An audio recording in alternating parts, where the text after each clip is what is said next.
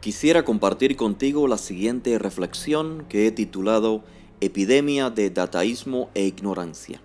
Sé que a primera vista pareciera una incoherencia.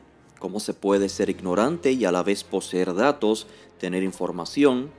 Permíteme explicarte con más claridad. Tener datos no implica saber o conocer sobre los datos. Hoy solo basta hacer clic para tener acceso a un sinfín de datos, y esto ha generado una epidemia en la que predomina datos y falta de análisis crítico. Los que padecen de esta plaga son personas que, por el hecho de tener a su alcance datos e información, se creen con las facultades suficientes para cuestionar lo que sea, sin importar el contexto histórico-cultural correspondiente al dato. Sería bueno considerar el dicho de Albert Einstein que encierra una gran verdad. Todos somos muy ignorantes. Lo que ocurre es que no todos ignoramos las mismas cosas. Es decir, aunque podamos ser expertos en un tema, no tenemos el conocimiento de todos los temas. Pero lo que sucede es que al tener acceso a gran cantidad de datos, puede generar la arrogancia en la persona que ignora. El arrogante que ignora querrá influenciar en otros con los datos que posee, sin ser especialista en determinados temas. Por lo tanto, las personas que combinan la ignorancia con la arrogancia son los llamados grandes ignorantes. Estos son los que ignoran que son ignorantes. Es decir, su ignorancia radica en que no saben que no saben.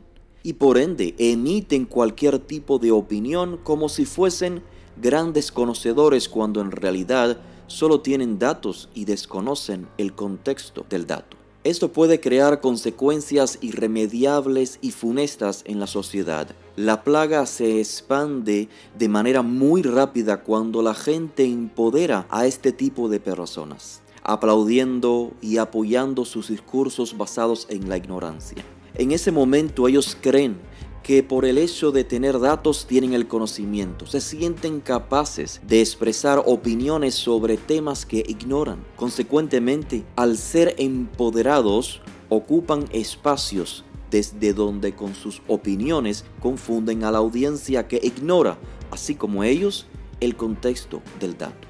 Cada vez que la audiencia los aplaude, incrementan así el círculo vicioso de la ignorancia, mientras que otros, espantados ante tal soberbia ignorancia, de lejos recuerdan la frase de Mark Twain: nunca discutas con un ignorante, te hará descender a su nivel y ahí te vencerá por experiencia. Por otra parte, empoderar a estas personas es restar el empoderamiento a quienes no solo tienen los datos, sino que conocen sobre los datos. Un ejemplo en específico que se relacione con los temas que tratamos en este canal puede ser, por ejemplo, textos antiguos. Textos que traen consigo toda una tradición, toda una cultura. Textos que son el producto de una idiosincrasia en particular, el producto de una filosofía, el producto de un concepto de vida en particular, de un comportamiento de una sociedad compleja, y todo esto se refleja en los textos. Y si todo esto no se toma en consideración a la hora de exponer o tratar de comprender el texto, no solo que no será comprendido el dato, sino que puede transmitirse incorrectamente su significado. Ya desde la antigüedad, intelectuales habían indicado que la ignorancia era una enfermedad, y en nuestra época se sigue reflejando, pues es muy fácil opinar debido al fácil acceso que hay a todo tipo de datos.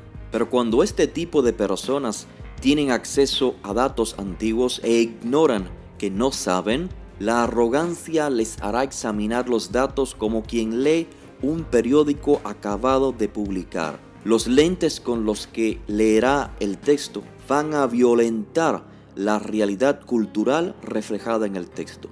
Y es que debido a su falta de conocimiento o motivados por agendas deshonestas, leen los textos de hace aproximadamente 2000 años y los examinan bajo conceptos anacrónicos, conceptos extraños para los autores originales. Ellos no entienden el dato y hacen mal uso del dato.